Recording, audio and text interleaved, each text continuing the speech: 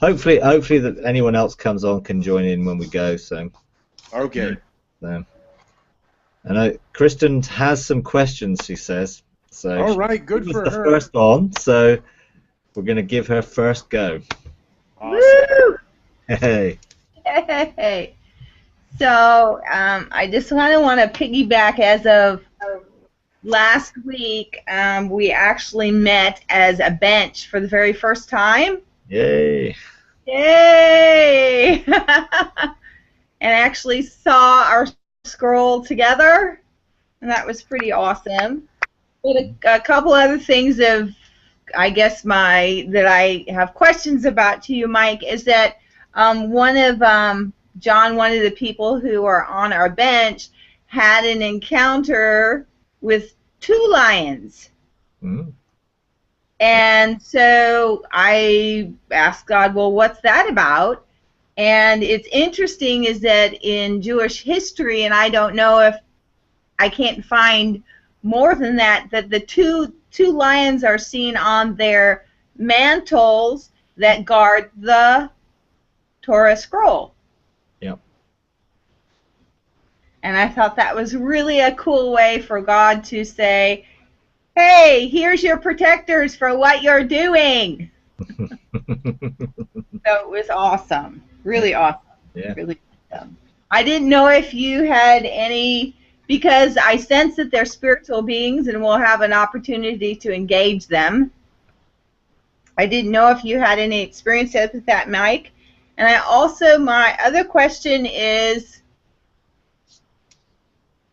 can you give me some for instances, because heaven seems to be getting so much closer during our worship services that it almost, because I do lead worship and it's just, it distracts me. It's so obvious them walking through the wall that people are seeing me going, uh-oh, somebody just came in, because they're catching my response. And I would just love a couple of, I basically honor them and say you're welcome, but I'd love some practical ways that you have explored that in a corporate setting. Okay. Yeah. Well, yeah, that's good. Well, first, in terms of lions, there are many spiritual beings that are in the shape of lions. It's not all the lion of the tribe of Judah. It's not all, in the sense of the 4 faces of God, that type of lion. There are many ways in which lion can appear. We had several times in our worship things when there would be lions prowling around, and people were like, woohoo. Those who could see them were sort of, a bit freaked out. And so I did do some, okay, who are you, what are you here for? And most of our engagement recently with the lion has been very much more about the 4 faces of God and engaging the manifestation of God's presence in that kingly function. But the lions that engaged had several different functions. Some of them were roaring. Literally they were roaring lions, and people were sort of like, whoa, are they gonna come and eat me up? Because people just didn't know. We're talking about a few years ago when we first started to engage this stuff. So they were like, whoa, what is this?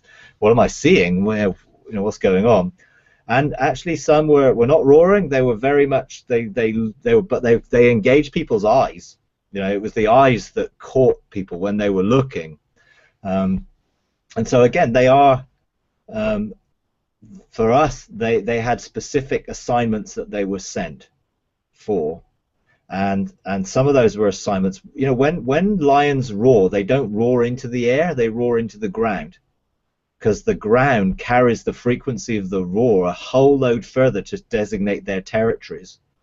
So there's a function where they are there in terms of protection, but they're also there in terms of a designated territory in which they claim the ground. And so there's many different ways in which they engage. For you, in terms of engaging the scroll, absolutely, there's a sense of, yes, they're here to guard and protect your scroll.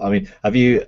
Some of it is, our church angel has two faces. One's a lion and one's an eagle, and he's a large angel. I mean, he's a fairly sort of warrior-like large angel, maybe 80, 90 feet high. So most people only actually see his ankles, you know. So they're just sort of what am I looking at, you know? But when you learn to see spatially, you can actually see and contain that and bring it down into something that you can engage the whole thing. Even though he appears that size, for me now, I can see and then see the whole thing, because I've just learned to engage that spatial dimension in a different way. But I had to train myself to do that. So yeah, I think lions will have many functions, but they often are kingly. They are about government. They are associated with scrolls of government and attached to that, particularly for territory. In terms of worship, funnily enough, this Sunday I am going to do a whole session on the angelic engagement in our worship services. So I'm going to actually describe what's going on, where the different angels are, what they're doing, how they engage with each other, because we have someone who's very gifted with flags and banners, and she has made particular flags out of particular colors as God has instructed her, with the four faces of God. So we have four flags, one with each face of the God with particular colors. We have one flag that has all four faces on it. We have other flags that represent the four angels that are associated particularly with my ministry, and they are engaging church-wise every time we gather, and that's transformation, refiner's fire, sounds of many waters, and winds of change. So they come every time we gather. But what I've discovered is, and this is where I relate to what you're saying, there seems to be a huge overlap between heaven and earth, and they're just like, sometimes I don't know what I'm looking at. You know, it's almost like I'm seeing both at the same time. So I'm seeing the four faces of God, and they are represented by, you know, the lion, ox, eagle, and the man, and that is the heavenly engagement around the ark. So we get to step in there and engage, and worship leaders often step into that place and others step in there, but as we do that, there's a superimposedness that they're in heaven but they're actually connected to earth. And then we have the four angels who are very much assigned to us, and so they're in this dimension. They're not in heaven, they're in this dimension. It's a spiritual dimension, but it's here, which is different. And I found that I was looking at this, and I was looking at, actually, there was an arc forming between the two. So where the lion was engaged with winds of change, they formed an arc of agreement that actually was a tangible sense that you could go and stand where the flags were, because often we lay the flags out on our sort of floor, because we don't tend to have chairs in rows. We just have a big semicircle, and so we have a big area that people can engage in, and so they get laid out. And so I was looking at this, so I was seeing the lion flag was on the floor, and I was looking at the lion, and then I could see the winds of change angel, and who they often herald, so they've got trumpets that herald a sound and release a sound. And then I started to look at all of them, and I could see each of them were forming an arc. So there was this connection between heaven and earth, between the face of God and this particular angel in each of the corners, because they were laid out on north, south, east, and west. So east was the lion, and south the ox, and whatever the other one is for that, west the eagle, and then north the man. And then on the corners of that four faces were these angels. So, you know, I suddenly started to see their connection, and that I began to investigate. So I went and stood. I went and stood in the places. Well, the first one I stood in was the eagle and the sound of many waters, and I was just gone. It was just like I was taken so much deeper than I'd ever been before into this familiar place. It was a familiar place, but I'd never been far. I'd always stopped at this place, never thinking there was anything deeper. So I went deeper into this experience, which was really, it took me right back into something. It was difficult to describe, but it opened up a portal, and that's what I found. There was an earthly sense where if you engaged this in the presence there was a manifestation of the eagle, which is the apostolic, so that there was the bigger picture that you could see things, and then there was the sound of many waters, which was really about destiny. So people were standing there and they just began to see something of the bigger picture of their destiny while they were standing there. But actually there was a portal that opened that went deeper and went higher.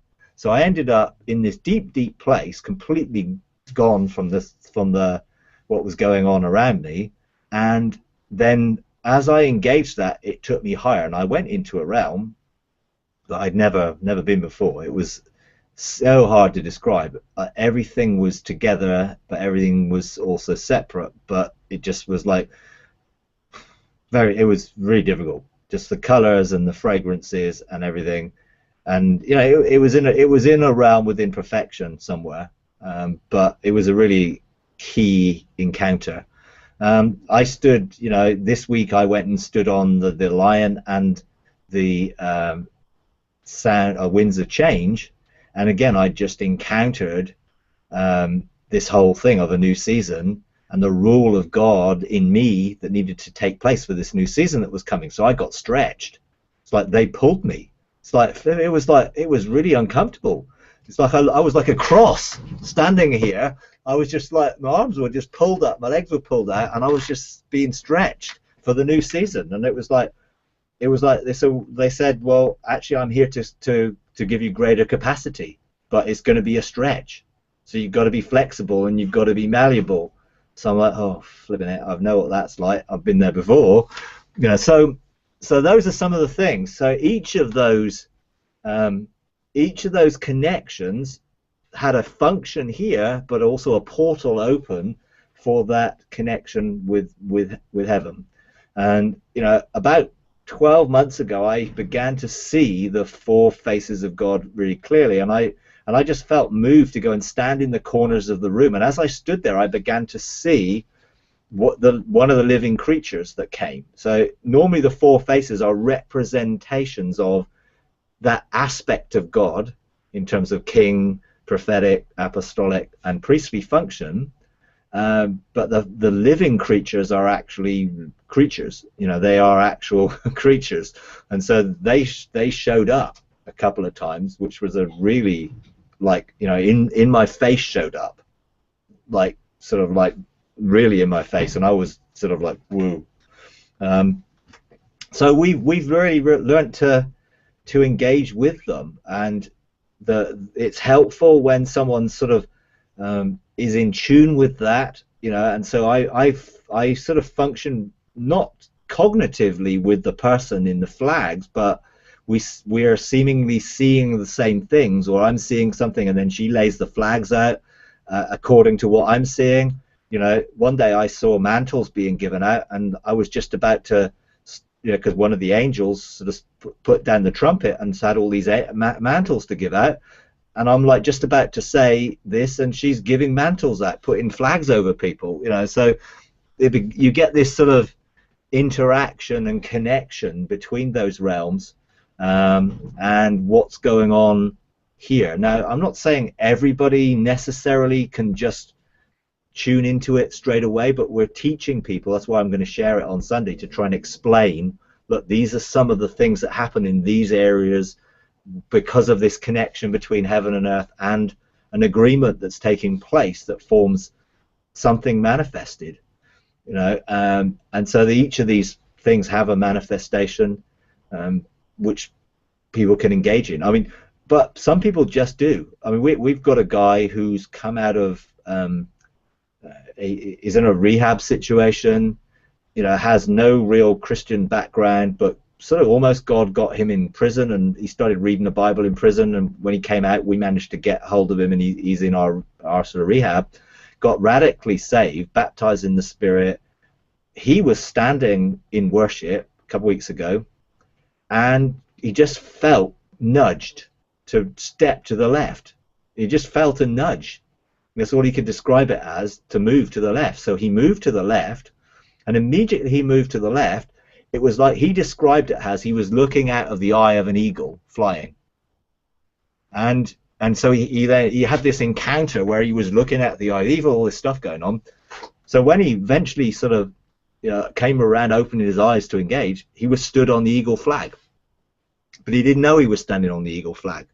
And he's got no spiritual background of understanding what eagles are or anything. It's just like he's just opened, he's come into this environment, engaged, and that had that sort of encounter. So it's it's a tangible thing that seems to be something that there's an overlapping of heaven and earth where we can engage there and here, and sometimes things are manifested here as a result of that, and sometimes we get to go there as a result of it, and people are doing different things. And we've also had the same type of thing with the 7 spirits of God. So we have flags for each spirit. Sometimes they get laid out around that's going on around the 4 faces. Sometimes actually they're laid out as a pathway, and people are encouraged to if they're drawn to a particular color, then just to go and kneel on it or stand on it or look into it and just see what happens. And sometimes, one thing I saw a few months ago, I saw the transformation angel put down the trumpet and pick up an axe, really big axe. So I'm like, okay, what's going on? So I'm communicating, asking, what are you doing? So immediately I see and look around the room, and I see everyone's got chains on them. Some of them really, really long chains, but actually change. And those chains, it's almost like some people were getting to a point where they were just about to go further, and they were yanked back because they came to the end of the length of the chain. And most people were unaware because they'd never got to that point. But I saw that, and I saw this angel with this big axe wanting to break these chains.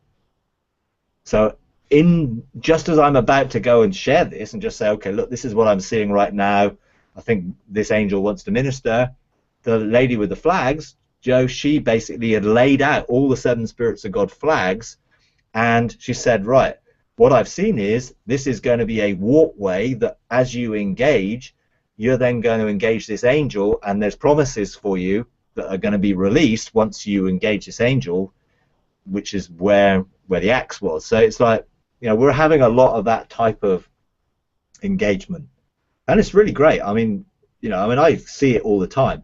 Fortunately, I've learned when I'm speaking and doing things like that, I just switch it off. I mean, I turn it off so I'm not looking at that stuff, but then I turn it on. It's like we did a whole engagement this week with seeing our spirit and the first love gate open and expand, and the sort of vibrating frequency of come around through our gateways, and that was really cool. I then started to look and see all the colors and fragrances and things that were coming off people as they looked to engage and release that around them into the room. So that was really good, because then I chose to look and see. I could see all the colors and the different things that were going on, which was really great. So only once have I had, when I was speaking, a whole bunch of Kashmirian angels decided to come and walk right in front of my screen, my laptop, and stand in front of me. I couldn't see the screen. Literally, I mean, it was just my eyes were open. It was a completely, I saw them out of the corner of my eye, and I was sort of like, but I just carried on. I don't know what they're doing. And then they started moving, and they just moved right in front. And at that point in time, I was sort of like, I still carried on, but I was like somewhat distracted. It was like, okay. And it was just but so eventually they sort of moved off, and it was like, later I just said to God, well, what was all that about? It's really distracting. He said, well, you wanted to see in this realm, you have to be able to deal with what you see and handle what you see. So I'm like, well, okay, that's great, but please don't do it again like that, because it's really but sometimes I do look out, and I observe and sort of look to see what's going on. Oftentimes at the beginning of the meeting, you know, I always speak first, so then we can engage afterwards, and then go into worship and sort of so it carries on afterwards. And I sometimes, while the band are just sort of tuning up and practicing, or they may just be playing a sound check song, I'm just sort of sitting there and I'm just looking and seeing, you know, what's going on. And sometimes I can see some of the angels, and you know, this week I could see something that was in operation that then I was able to deal with while I was just sat there. You know, because we had several new people that came, and you know, they carried fear with them. You know, so I also needed to deal with that fear before we then got any further, which I was able to do because I was looking and seeing what they were carrying, because they were new people that I hadn't seen before. But they were people who were in the rehab, so they were new people in the rehab who hadn't been. So it usually freaks them out the first few times they come. Yeah, but they tend to engage God quick and get saved. So, you know, it's good. So I don't know if that helps, but it's some of where that is at the minute. So, yeah. Thank you. Okay, you're welcome. You guys have a rehab right there in your. Yeah, we actually earth this stuff out. So in a sense, we have a day center in which we feed people and shower people and clothe people, and we have a whole team that operate that. We also have a therapeutic community, which is, you know, helps people in rehab, and so we do a lot of community work, where we're engaging with the community in certain things. So yeah. So that's always good fun, and it's great to see people's lives changed, you know. And some people come in, like, you know, we've had a couple of guys recently who've been from a Catholic background, and so they've been really quite anti-religious stuff. You know, it's just like it wasn't a good experience for them, and so they were quite anti. But when they start encountering God's presence and they feel the love of God there, and they feel all the atmosphere, it certainly soon changes them. And we send a guy out, one of our bench of 7 goes out to the rehab every Tuesday night and engages with them, ministers to them, prays for them, you know, just so they have a sort of an ongoing connection and outworking of that with them, which is great. So yeah. Thank you very much. Okay. Anyone else got anything?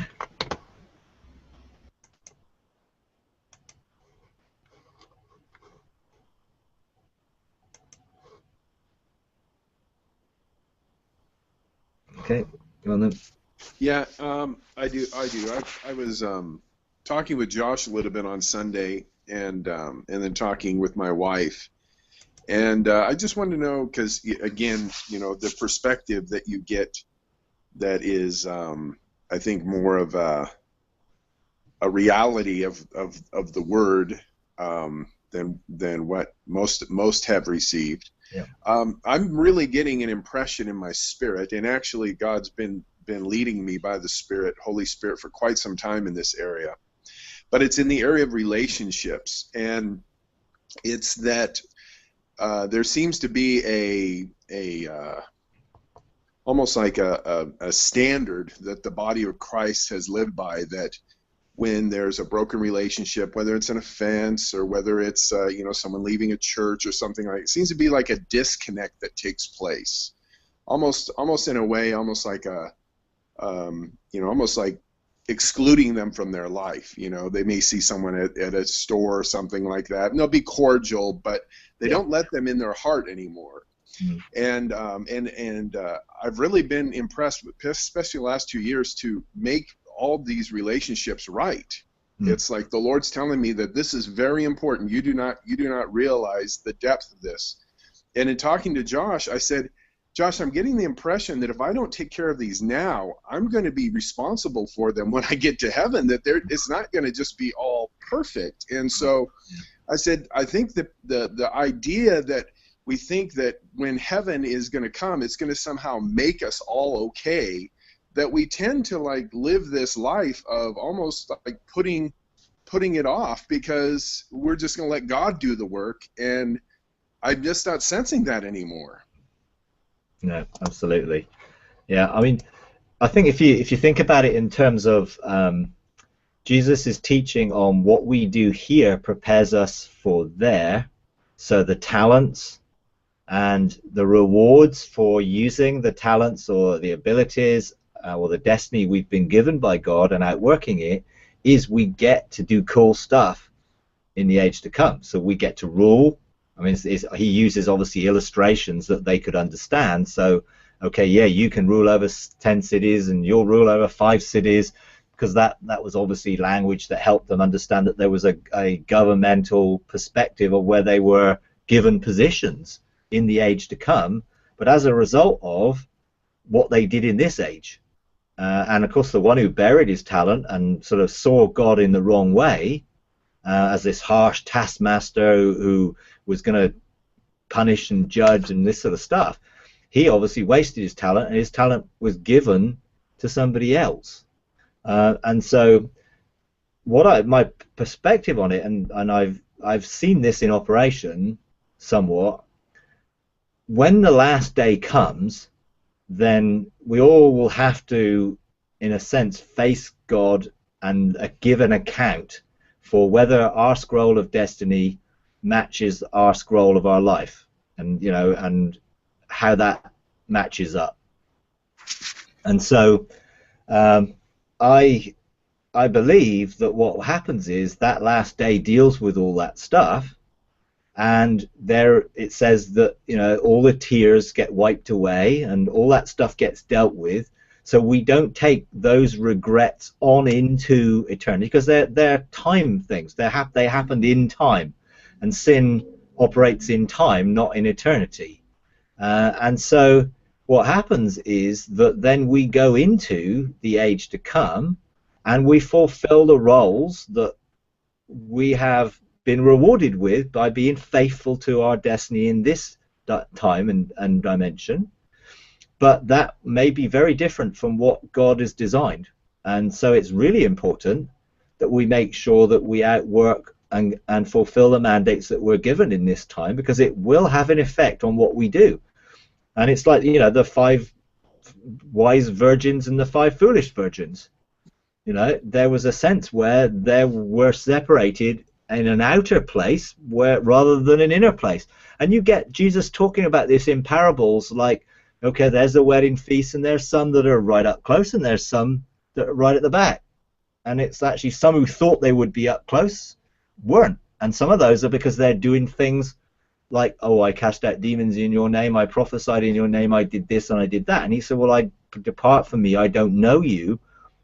He wasn't saying I don't know who you are. He was saying I don't recognize what you've done as what's on your destiny scroll.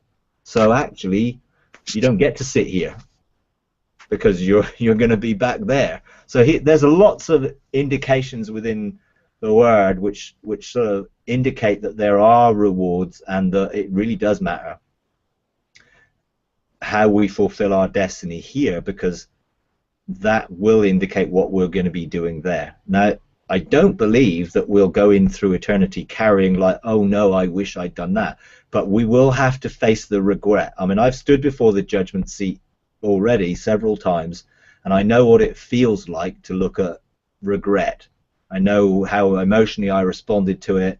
I also know what happened when that got burnt up and consumed by fire, and the eyes of God looked at me, and I know how I felt afterwards. So I know there was no condemnation, guilt, or shame associated to it. But when I realized where I'd done things out of the wrong motive for my own needs, or I'd missed opportunities that God had given me, and those would be, the wood, hay, and stubble that are on our scroll rather than the gold, silver, and precious stones. I know that there is an emotional response when you realize, but God will wipe those tears away. And once they're wiped away on that last day, they don't go on into eternity. But the consequence of it does go on into eternity. We just don't feel the consequence, in a sense. We just get to do stuff, but actually it's not everything we could have done, if that makes sense. So, yes, when we're called to outwork forgiveness and forgiving everyone, making sure there's nothing between anybody, making sure that if we know someone's got something against us, we resolve those things. If we've got any against anyone, we actually resolve those things correctly. And it says, as far as we're able to live at peace with everybody. Mm-hmm. Now, of course, if people won't live at peace with us, we can't, it's not our responsibility what they do, but it is our responsibility what we do. And we should go if we know someone's got something against us, and we should go if we know we've got something against them. And that's something within the body and within general church life that just doesn't happen. For various reasons and excuses, well, I'll just do it between me and God, and it's, oh, well, I've forgiven them anyway. Well, then if you have, then there'll be no problem for having complete restoration in any relationship, no matter what's been done, if true forgiveness takes place. But a lot of people forgive with their mind, they don't release with their heart, and there's a huge difference in that. So I think, yeah, there's a massive area where we need to be really, really careful, because actually those things brought death and sickness to the body when people broke bread with each other, and they carried those things in their heart and their life because they did not judge correctly the body. In other words, the effect that they had and that other people had. And actually, going back to our rehab situation, we have a series of concepts that the therapeutic community work out, and one of them is called responsible concern. And when people come into the rehab from a prison situation or street situation or that type of thing, they don't grass anybody up. It's a no-no. You do not grass. But when you come into a therapeutic community, you have to actually encounter people for their behavior and the effects that that behavior would have on you and the community. So we have to teach them to get over the fact that they don't tell them on what's going on, to actually encountering people for their behavior. And so there's this issue where they deal with things. It's not an option to leave things hidden, not dealt with. We teach them, and some of those concepts would be really good to actually do in the church setting. And we have another one which is called the Jaharis window, which is the revealed self, the hidden self, the blind self, and there are 4 windows. And again, it's like, okay, what do I know that I'm not letting anyone else know? What do I know that I'm willing to let other people know? And what do I don't know that I have to be willing for other people to tell me? Because the blind self often gets, or God will tell me, actually very much God uses people to tell me, because actually that brings a humility that I have to say, I have to humble myself and receive from others when they point out my blind self areas. And then when I respond correctly, of course, they come into what bringing the whole thing together in one. So there should be no stuff that I know that other people don't know in reality, or the others that I'm in relationship, I'm not prepared to share with them. Because if I'm not prepared to share, then I'm hiding it because I'm afraid of what they might think, how they would treat me if they knew. And that, of course, is fear of man, and that brings a snare and bondage. So there's a whole host, again, where we encourage people to be honest and open with one another, and to be vulnerable with one another, and to give each other permission to speak those blind self areas. And it's always difficult, because it's like, well, if I go and say, will I be rejected, and will they treat me differently? So, a whole load of stuff in that. So we're working those things into general church life and encouraging people to have a culture of honor. This is what we're talking about, a culture of honor that deals with the problem, not points finger at the person. Because if we can deal with the problem, then we bring the problem to the surface by asking questions to help people see, well, why is the problem there? And there is no punishment. I mean, and I know, in Bethel, there's the Culture of Honor book, and there's some good testimonies of various things. And one of them was actually a testimony of where they were called into another church situation where there was a worship leader who was doing amazing things and opening up heaven for them, but they discovered that he was having an affair with somebody. So their reaction immediately was, well, we need to put him out of the church and we need to remove him from this, that, and the other. But one of the, I think, leaders or elders asked for some wisdom to what to do. And of course, it was like, well, they wanted to expose the person before the church and get the person to come and repent publicly in front of the church and do all those things which generally you would think that should be done. And of course they presented the whole thing differently. They met with the guy, they discovered and brought to the surface, because he was feeling so much shame and guilt, they brought to the surface, well, why did you do this? What are the issues? In terms of, have you repented? In terms of your wife, do you want restoration? Does she want restoration? They went through all this stuff, brought the stuff to the surface, and they genuinely repented, received forgiveness from each other, engaged in relationship, dealt with the issues that were there, brought them to the surface, dealt with them. And of course it was like, this was all done, and it was like, oh, wonderful. And of course then the elders met, and it's like, well, what do we do? And of course they sort of saw things from a perspective, well, we still need to punish him, he still needs to be taken out, because, and it's like, okay, so he's doing all this stuff, opening up heaven, all this wonderful stuff's happening while he was doing this stuff in the background and struggling through this, and now he's not doing that and he's found restoration. Now you want to remove him from his position of what he was doing. And it's just like, all these things, it's just like God's grace and how God treats us in his mercy is so much different from how we treat each other. And we have to get back to having a culture where we demonstrate the love of God. It doesn't mean that we don't do anything. It doesn't mean that we're not responding, but how we deal with it is we deal with it in a culture of honor. We help the person come into God's restoration and forgiveness and wholeness, and of course that may be a process, but we tend to have a judgment punishment issue on things rather than a love and restoration issue, and we need to see things from God's perspective so that we can restore relationships. There isn't punishment.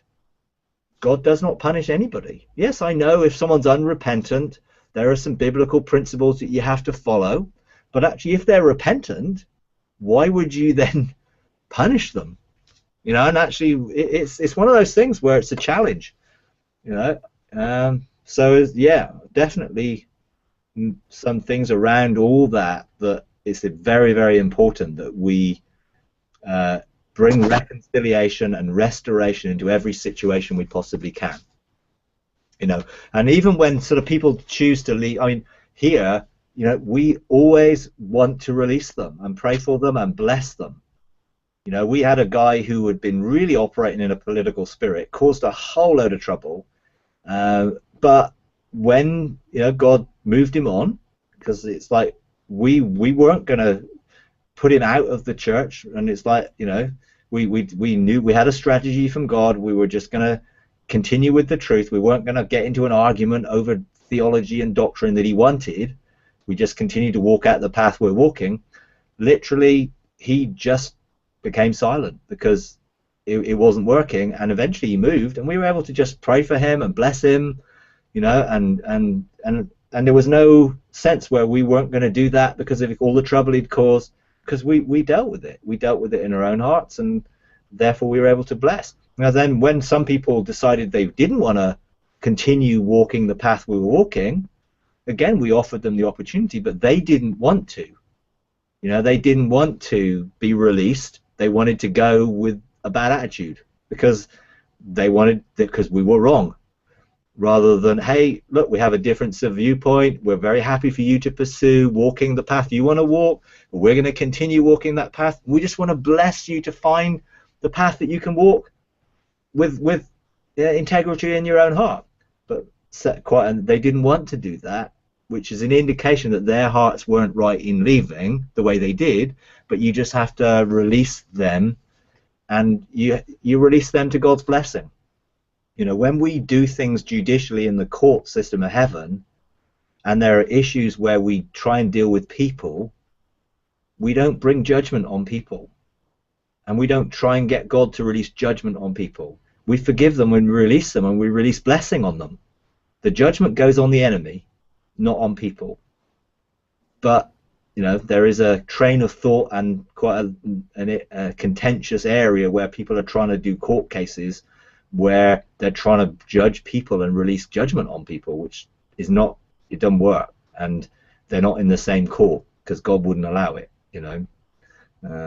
but so some of those things are quite challenging situations, but we have to go the extra mile to ensure that we do absolutely everything we can to live at peace with people and to make sure the relationships are given an opportunity of being restored and reconciled. And even when one side chooses not to be, we still bless them. And if we can't bless them, then we really haven't truly forgiven them and released them. But so yeah, there's a lot of that. So I think you're sensing a lot of where things are coming.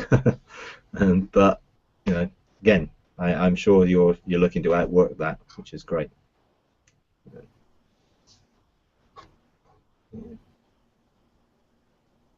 Okay. So anyone else got anything?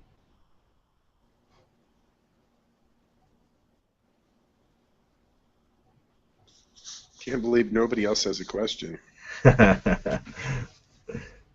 George usually does. Okay.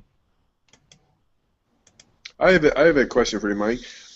Is there one of these times that we could, and I don't know if this is something that is considered something you practice, but going into the courts. Yeah.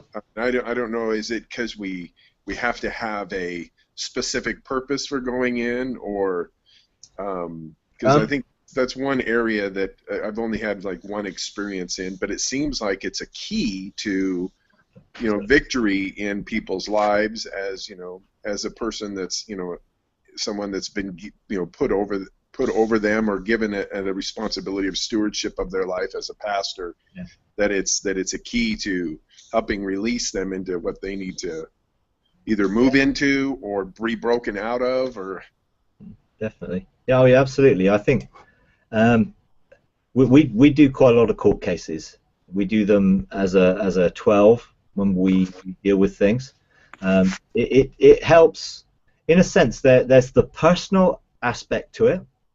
So if you're looking to deal with a personal issue in your life or around your life, or you're looking to be set free from something, you can go in to deal with that personal issue, and therefore you stand identifying with the issue, and then you look for the accusations that the enemy would bring that gives them legal rights to that behavior, for whether it's a familiar spirit or something. So there's that whole area where we could all step in together for something personal, or if there's a specific instance that you might have something going on for somebody else, or a situation church-wise, we've learned to step in and see what the accusations are, what are the legal rights the enemy has. I mean, we did this a few weeks ago.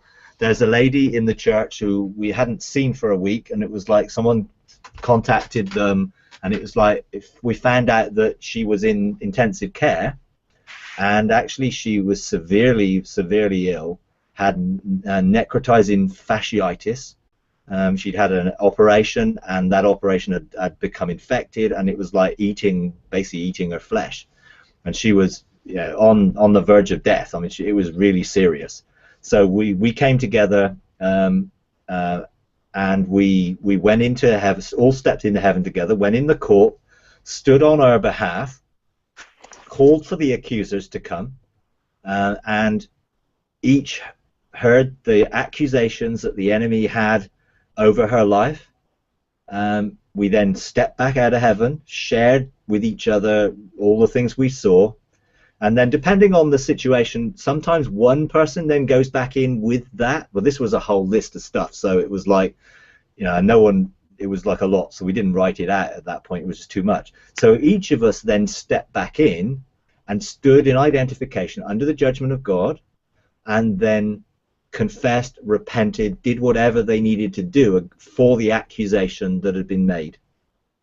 And once we'd all completed that, we then had a separation order, a mandate for her to be separated from that sickness and from the enemy's access points to her life. Now she was unconscious in intensive care. She couldn't do that for herself, so we did it on her behalf. And as a result of that, then we then gave that mandate to our mountain of health, and they went in to minister to her the next day. And they were able to get access to intensive care. They basically just enforced the mandate that we had and we were given, and they prayed for her, ministered to her, and actually she's now at home. We had the testimony on Sunday that actually she's now at home. She's out walking, where she was basically about to die. You know, and if we hadn't have stood in the gap and dealt with the court case, highly likely she would have died. You know, so that was one case where we then, you know, we dealt with something specific. Where you have governmental authority, you have to exercise and administrate that authority. So, for instance, in our day center, we connect with a whole broad range of people, from homeless people, addicted people, people who are marriage breakups, you know, all sorts of different things, just people who are struggling, people in poverty, in any amount of different scenarios. Well, we had a situation where we heard that 4 or 5 people that we knew quite well had died within a 5 or 6 day period. Overdoses, different things. One had committed murder and murdered his mother. I mean, pretty serious stuff. I mean, and so we felt, hey, the enemy was doing something here. We have jurisdiction here. This is our area of influence to bring good news into this dynamic. So we came together, and it's like, okay, we need to deal with what is going on here. You know, what is the enemy? What access point has he got into our community, but also into our sphere of government, which is meaning that we're not able to stop this stuff happening. So again, we stepped in together, had, I think, basically probably 4 or 5 sides of A4 of stuff. I mean, it was like stuff that went back into our community, into slavery, into our community, yeah, all sorts of things. And we all had different aspects of it. Some of us the same, it was confirmation, some of it different. We actually administered that, again, step back in together, each doing our bit, identifying with our community, identifying with the things. There was a whole load of Christians people had become saved but had gone back into addiction, which had given the enemy access to remove our authority, because it was like a mockery and he was mocking. It's like, oh yeah, this doesn't work. And you know, because often those people are very vocal when they first get saved, and then if they slip back, it can be a very public thing of, this is not good. So we had to deal with them, forgive them, release them, deal with their situations. And it was a long case. It was a lot of stuff we had to deal with. But as a result of that, then we were issued with the authority to then administer that. So, you know, we then began to make declarations. We then began to administer that verdict to stop this happening, and take authority over it. Now, that doesn't mean that people can't choose if they want to, but it means that the enemy has not got the right that he was having to open that up, you know. And, you know, since we've done that, then that whole state of death has stopped. But we have to be on guard for those areas and to administrate these things. It's like we have to rule. We can't let the enemy have access to rule. And we need to identify if he is, why. And those who are on the mountains need to be sensitive to those things, and they will be looking into the atmosphere, looking into what's going on. You know, are there schemes of the enemy? Because it says, you know, do not be ignorant of the enemy's schemes. So we have to be aware if there are plans and schemes that the enemy is using, and he will always use some sort of legal rights or loopholes to be able to engage those schemes. And that's where we step in and we deal with those things. So there's lots of things like that, which I think, yeah, we could do that. I mean, I think, you know, You can do that individually, or maybe something we're looking to separate from in our own life, some repeating issue that familiars latch onto, and maybe a mindset or behavior pattern. But that it can be done also in a wider sense for some of those things. So yeah. Yeah, well, we have a family that is going through just tragedy after tragedy. Yeah. I mean, crazy things. It probably wouldn't be something that we'd be able to record, or it'd have to be. But I would just appreciate, you helping to lead a session. That way, I can, get a little bit more of a pathway, a framework of this type of stuff. Yeah, sure. And very much, it's really when you step into that and convene the court, people will get revelation in different ways depending on how they engage. So it's okay, the judge, God is going to come as the judge, Jesus is coming as the advocate, we're standing in the dock, if you like, on behalf of somebody or myself, whatever it might be, and then I'm going to call for my accusers to come. Now they can't lie before God, so they have to give the truth. So it's basically you receive that in different ways. I mean, for me, it's like I just demand to hear what the accusations are, and then I get often words, very much in a lie bust. You may get a word, or you may get a picture, or you may get a circumstance. That may be generational. It may be something that's going on. It could be, hey, there's this happening in this family that you wouldn't see normally, but you get the revelation, and people get it in different ways, and then you pull the revelation together to get a picture, and then that gives you some themes. Then, okay, we need to deal with this. How do we deal with it? Well, okay, we need to repent. We need to repent on their behalf, or we may need to release forgiveness because this is caused by someone in their generation, therefore we forgive and release them in that generation. So you do a very similar thing to what you do in a lie busting type environment in dealing with the specifics that are revealed. But the key in it, and this is where it differs from a lie bust, you get a mandate, a verdict at the end of the day. And it's that verdict that gives you the authority to act. And it may be in our own life, and it may be in someone else's situation, but then, what happens if, I don't know, let's say, in a natural sense, you can have a court order that restricts someone's access to you or coming within 100 yards of you, whatever. That doesn't actually stop that person coming within 100 yards of you. It just means if they do, they're in for trouble. And so often the enemy will test our resolve and whether we will enforce the jurisdiction that we have. And so often people go to the court, they get a mandate, they feel, yeah, I'm overcome this now, and then the enemy comes and gives them brings thoughts into their mind. That's where you have to use your authority to take captive the thought. And if a familiar thing, a familiar thought, or a familiar pattern starts to emerge, you then take it back into the court and you hand it over to the judge. I mean, it's like he is not happy when someone breaks his order, and he will release greater judgment on the enemy when they break his order. And so a couple of times doing that, and it's like, in my experience, they do not want to come under the judgment of God any more than they have to. You remember when Jesus was dealing with Legion, they were like, oh, don't send us back there. So they pleaded for leniency in regard. So there are degrees of judgment that can be released against the enemy. And so when they break an order, they get more severe punishment from God. And so in that sense, we have to make sure that we follow the whole thing through.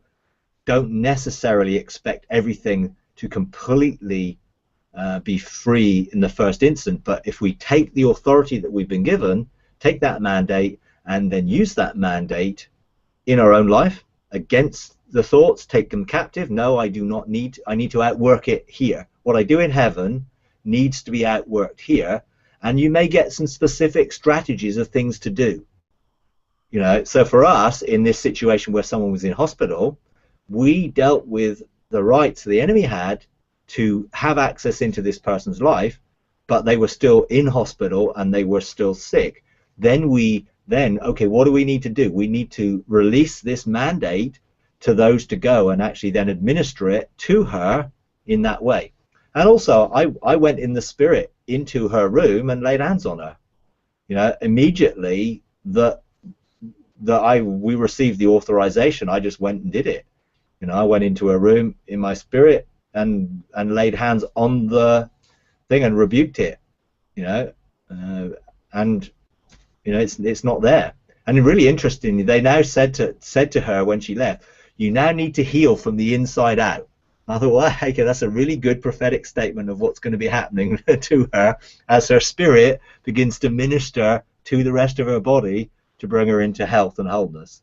You know, not sure they meant it that way, but that's how we took it, and we were going to use that to see her recover from the inside out as her spirit begins to take authority in her soul and body.